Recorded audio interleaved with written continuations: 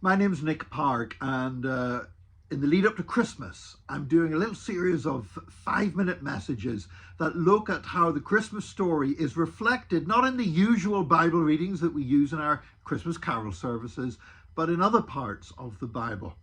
Today I want to zero in on the book of Exodus, and Exodus chapter 33, because there's a beautiful incident that occurs there, which is where Moses said to God, "Show me your glory."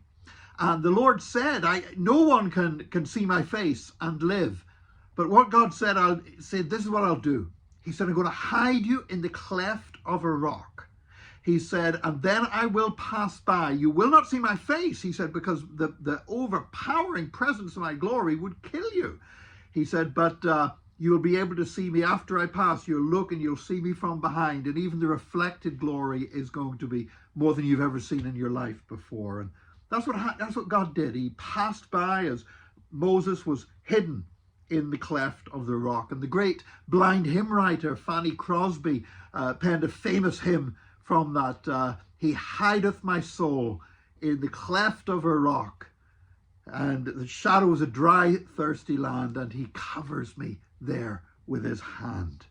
And, the wonderful follow on from that, of course, occurs in the New Testament in the book of Hebrews, where it says that God had revealed himself to us in many ways and many different times through the prophets and visions and dreams and everything else, and even through what happened with Moses that day. But again, Moses did not get a full view of God because he only saw him from behind. But then the writer to Hebrews says, but in these last days, he has revealed himself to us in the person of his Son. And so the incarnation of Jesus Christ was in itself an answer to the prayer of Moses, that he wanted to see the glory of God.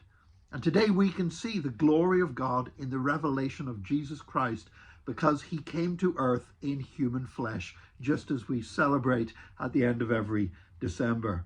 Now, again, it's not the overpowering power of God that we see. It's not the overpowering glory of his presence that would strike us dead, because we're still fallible human beings, even though we've been redeemed by Jesus Christ.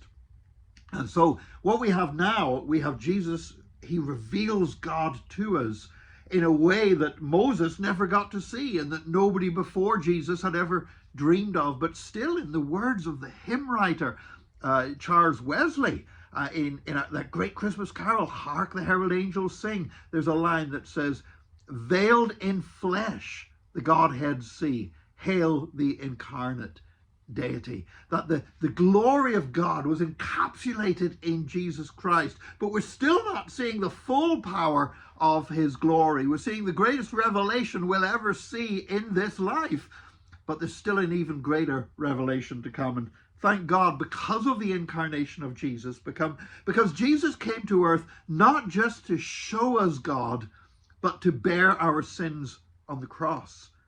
And because of that, yes, the vision of Jesus, seeing Jesus, is the greatest revelation of God that the world has ever seen and will see on this side of eternity. But there is a day coming, and twice in the New Testament, in 1 John chapter 3 and also in 1 Corinthians chapter 13, it says we will behold God face to face. Because then we won't be in these fallible, mortal, weak bodies, but we'll have new glorious resurrection bodies.